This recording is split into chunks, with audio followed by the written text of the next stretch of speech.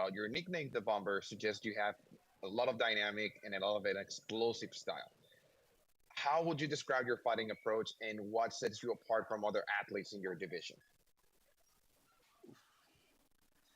I'd say what sets me apart from the others is when the push comes to a shove, I'm going to bite down on that gum shield and I'm going to go to war. That when push comes to shove, that's always going to be the case. I'll go out on my shield, and I feel like with it being the amateur division so far, I don't feel like many of them will be prepared to go out on shield the same way I am. I'm willing to die in there on that night, quite frankly, just to Wow. prove that I'm in there for real. Awesome, awesome. Now, as I can see, you have a really, really big mental strength, which is like a basic actual thing for MMA athletes. They need to have a super, super cold mind whenever they jump into the cage, but mental toughness is just as important as physical preparation in MMA. What strategies do you use to stay focused and confident leading up to a fight? Do you have a ritual? Do you like train or do you meditate, or what's that secret behind what your mentality toughness is? I think the biggest thing would be staying on top of the mental health side of stuff, to be honest. Just making sure my mind's clear. I've got one goal for it. I'm trying to focus on that goal and make sure that goal there is becoming the priority. Nothing else around matters as far as I'm concerned. It's just that goal is the only thing that's going to matter. So I'm keeping dead set on just zoning in on that. Awesome. Now let's talk about your journey and some challenges that you have faced. The path to MMA, of course, is rarely easy. Like success in MMA, it's really hard. It pays back definitely, but it's a really, really steep road ahead to actually achieve it. What has been the biggest challenge in your career so far, and how do you overcome it? Um, I mean, obviously, I'm at the very start of my career. I've been sort of building up over many years. I'd say within the best, now we've reached a nice journey. Wouldn't say that's the only goal or the best sort of the only thing to take from me, but I am still early stage in it. I'm trying to make things success. What I tell you before, appreciate trainers as well for the transfer. Awesome. As a young athlete, balancing training, personal life, pressure of competition, I mean, not everybody can do it, right? It's really, really a challenging thing. How do you maintain that balance while staying committed to your dream? Um, it's one of them things. I just love what I do. To be honest, I love the fight game. I love everything about it. It's not too hard. And to be honest, everyone I talk to, besides front partner, she don't like talking about it too much. But everyone else I talk to, they're all in love with sport as well. So it's quite easy with personal life, work life. Obviously, I've got my own business. I work with my father and coach who obviously just likes to talk about it all the time as well. So it's quite an easy Yeah. balance to be fair. I'm quite lucky with that. Awesome, awesome. Now, I got a fun question for you that I want to like see how you personally think. But let's say that you have three options on the table, and one of them is going to be your newest sponsor for a whole year. You can request and ask for whatever you want from them. You have a major drinking company, an alcohol company. The other one is a vitamin supplement company, and the other one's a sports clothing company. The first option is Proper 12. The second Hmm. option it's called PBL Pure Vita Labs, and the third option is Hayabusa. If you had to choose between those three, which one would you choose and why? I'd probably go Hayabusa just because in my eyes you can never have enough fighting equipment. It's always lovely to have some, and I'm sure it's good quality stuff as well. Nice. Have you owned or tried any of their products before? Not as of yet, but you never know. I could do. I'm looking for some equipment at a minute to be honest. Love it, love it. Now, just as a closure, Alex, for any younger athletes who are trying to get into the MMA journey, what will be the message for them to help them keep going and stay on track at like right now for just taking that first step to start practicing this like amazing sport? My message would be focus on it. If it's something you truly believe in and something you're actually wanting to do, focus on it. Don't listen to everyone saying you need to go take a normal career path. You need to go do this. You need to go do that.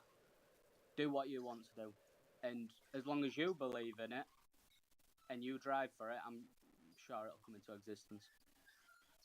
Love it. Alex, thank you very much for your time. Thank you very much for this interview. Remember, for anybody who's watching us, Alex Hartley is going to be fighting on Cage Steel this December the 7th, which is a pay per view on Millions that you can acquire. Go purchase it while you can. Go cheer up for Alex. Alex, thank you very much. Best of luck on your upcoming fight, man. And, well, anything you need, let us know. All right? Thank you very much. Thank you for having me. Perfect. Take care, man. Bye bye. Okay, bye. Bye. And we're live. I'm so happy to be joined today by Aaron Leo, who's going to be fighting on Cage Steel in just a few weeks. It's going to be an absolute show. If you can attend in person, be sure to check him out on site. But if you're unable to attend, make sure you check out the live pay-per-view right here on millions.co. You won't want to miss it. Thank you so much for taking the time to join us today, my man. How are you feeling ahead of fight night?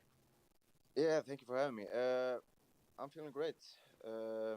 Just basically in the best shape I can be in, best shape of my life, and I'm just ready for this fight. Amazing. Amazing. How did you get into the fight game in the first place? What got you into the gym? Oof. Well, I've always had the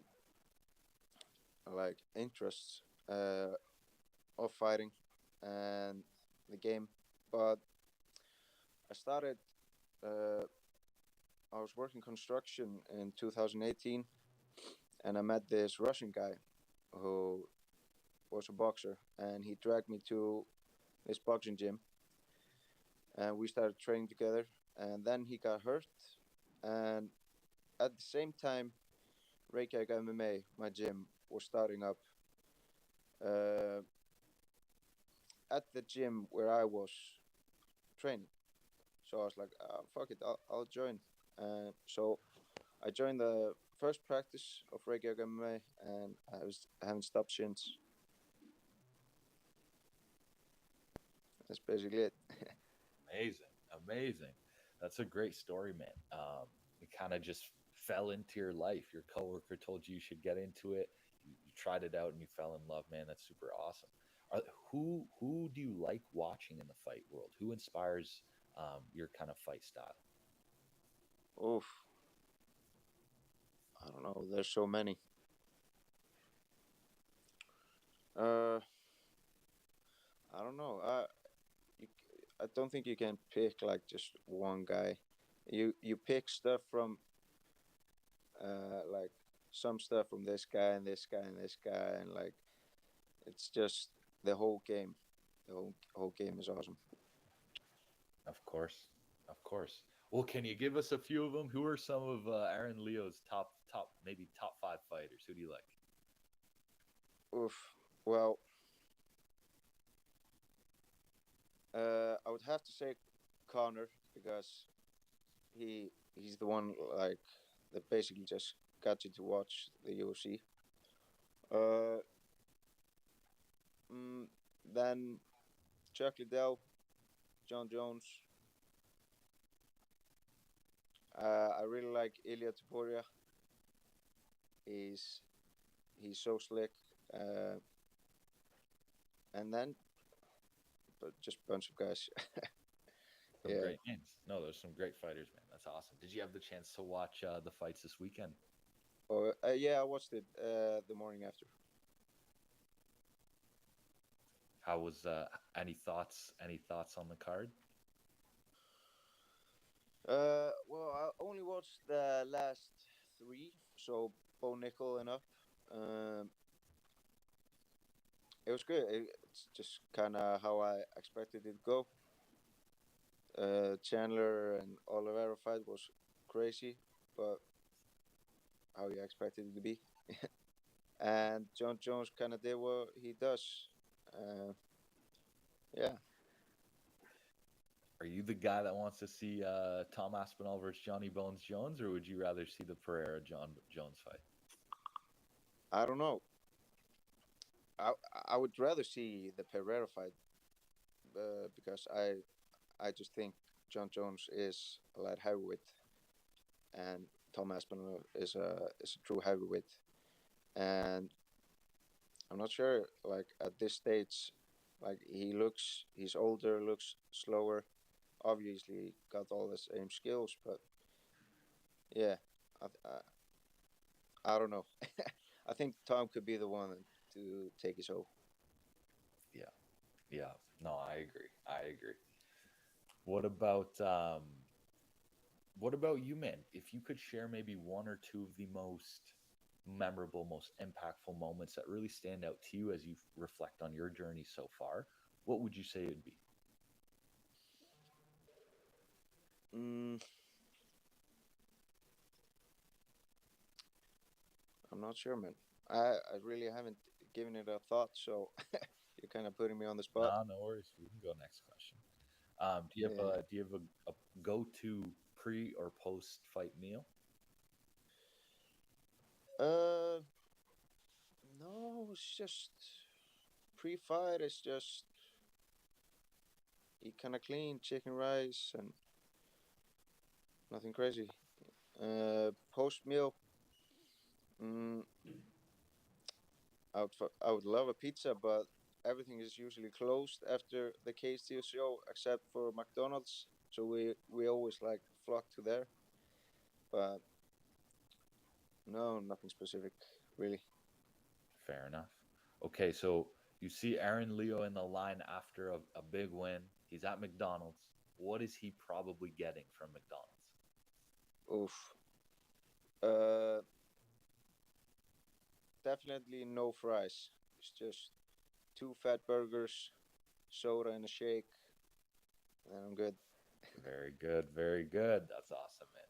What about fight gear? What do you like wearing when you're kind of in the gym between the gloves and the shin guards? Uh, I wear RDX gear, shin pads and gloves, but I'm fighting. So my professional gloves are AAC. It's the brand my friend in the gym has. So everybody go check that out. uh, yeah. Amazing, amazing. Now, would you say there's a drastic difference, and if so, what is the difference between when you're really tapering down, say 4 weeks left ahead of the fight, versus maybe when you're just training on a regular basis and you don't have a fight coming up in a couple weeks? Yeah. Uh, it's a it's a drastic difference in mindset and also in the strength and conditioning. But other than that, like I train every day in camp or out of camp. So like maybe the input in training is different. Definitely when you get closer to the fight, it's like a lot more. So yeah, I would say that. Amazing, amazing. Now, can you share a bit of your excitement for the upcoming Cage Steel show? I know we're just a few weeks out. Um, Tell me about the feeling when you get to walk out on fight night for Cage Steel. For those that don't get to make the walk, and for those who want to maybe live vicariously through you, could you put into words the feelings of the walkout? Yeah, but for a normal person, I don't think they would really know what's so exciting about it. Like it's you get it's so much going through your mind.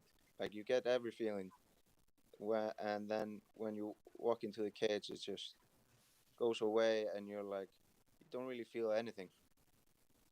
Uh, then when you start fighting, you just get this. You're still like just cold, but then you get a little happy, and it's like, yeah, it's it's a weird feeling just feeling nothing, but it's also just so exciting. And then there's nothing that beats the feeling of winning of a fight. So it's just, yeah, basically what everybody says: highest of highs and lowest of lows. So, and Yeah. you kind of have to be a fighter to know that feeling. I haven't gotten it in any other sport. So. Very cool. Absolutely, man. With that being said, what other sports have you competed in? What other sports do you like watching or playing? Well, I was in gymnastics when I was a kid, but then like most of the years I was in ice hockey and football or soccer. Um, then I stopped that, lifted some weights, and then I met MMA.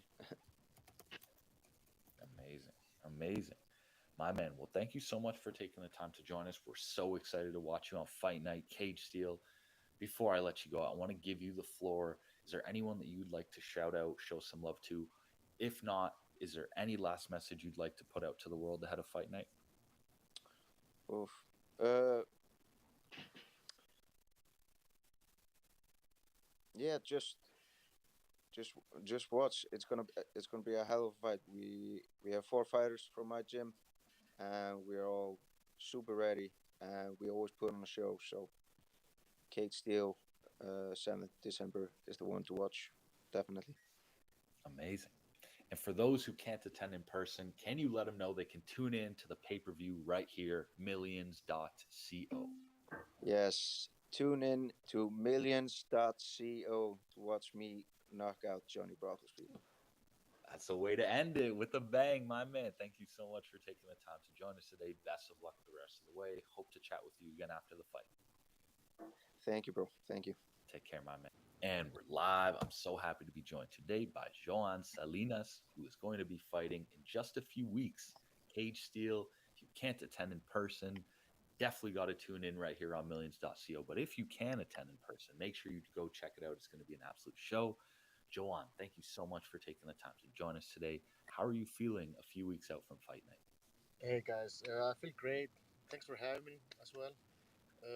I feel great. Camp has been going really well. Everything is on point, and I can't wait. I can't wait to go back again in the cage.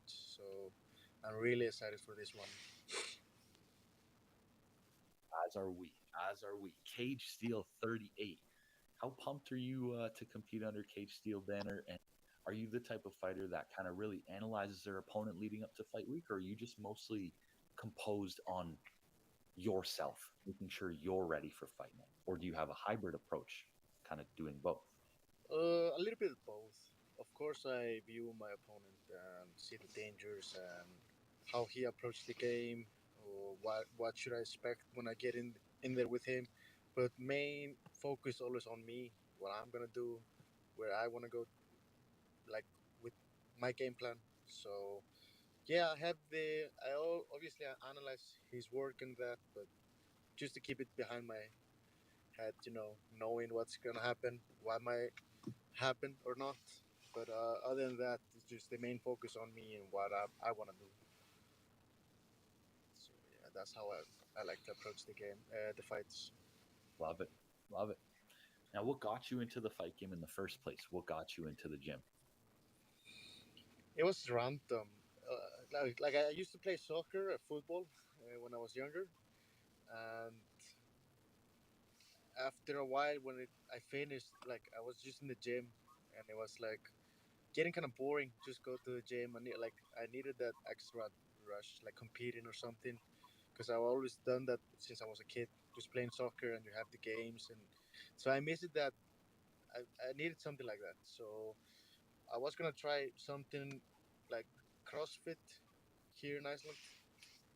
It's not complete CrossFit, but it's similar, like exercise circuits and that type with kettlebells and stuff. So I was gonna do that with my friends in Mjolnir, which is a MMA gym here as well.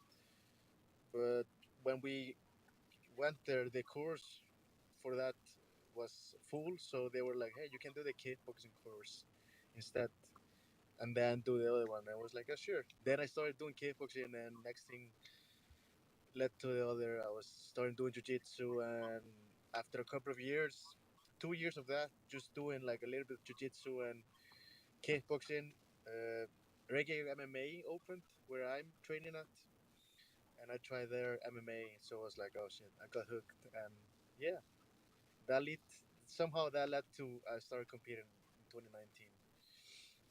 Amazing. Amazing. Well, what a beautiful story. And thank you so much for sharing that with us. I got to ask you, for those around the world who don't have the insight that you have, how has MMA and kind of the fight game grown in Iceland over the past few years? Have you seen a fair bit of growth in Iceland in regards to MMA over the past few years? Oh yeah, it definitely has. Like it was first you could just train, and there was only like one gym doing MMA, but now slowly like we have three gyms doing MMA, like our gyms, Reykjavik MMA, Mjolnir, and then there's another one with a little bit of MMA.